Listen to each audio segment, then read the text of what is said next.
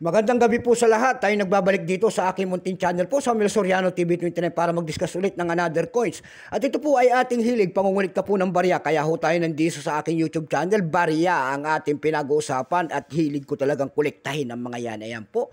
Magandang gabi po sa ating mga kolektor kung saan kayo dako ng mundo po, lalong-lalo na ang aking mga subscriber po. Thank you so much po sa lahat.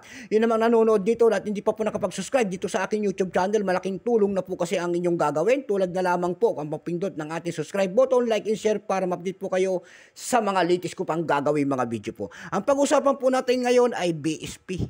Ayan. 25 centimos po na wala ng halaga. Ayan.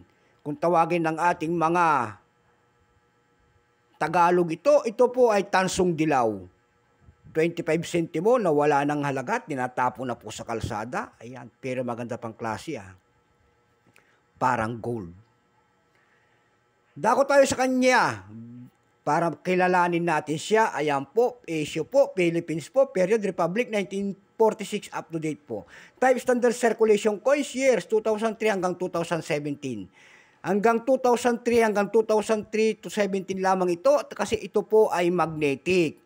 Magkaiba po na materialis ang ginawa doon sa year 1995 hanggang 2003 din kaya ibinukod. Ayan po. So matotal po dapat ang kanilang years ay magmula 1995 hanggang 2017 ang years ng ating ano na ito, 25 centimos. Value, 25 centimos po. Nakapaloob po ito sa BSP series. Currency, piso, 1967 up to date po. Composition po nito ay brass plated steel. May bigat po itong 3.6 grams. May haba pong 20 mm. May kapal po naman itong 1.78 mm. Hugis po, syempre bilog. Orientation niya, middle alignment number N-15915. Reference number KM-271-1. Ito pong year 2010, ito po ay 10% lamang, no mintage pa. Wala pa mong ibinababa ng ating Bangko Sentral kung ilang piraso ang ginawa sa barya na ito. Ayan po. Pero may price na doon sa ating numista.com. Ayan po. Yung kanyang very fine ay 13. Extra fine, 13. Almost uncirculated, 24. Uncirculated dito ay 23. Dako naman tayo sa kanyang price. Doon sa ebay.com po nito may nagbebenta na po ng $2.88.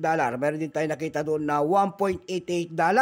Sa carousel page naman po may nakita ko tayo nagbebenta doon nito ng 250 pesos per piece. Yan lamang po ang aking may babahaging kanyang price at sagad na po. So hanggang dito na lamang po, Luzon, Visayas, Mindanao, kung saan kayong dakong na mundo po, keep safe po sa lahat. And God bless to all.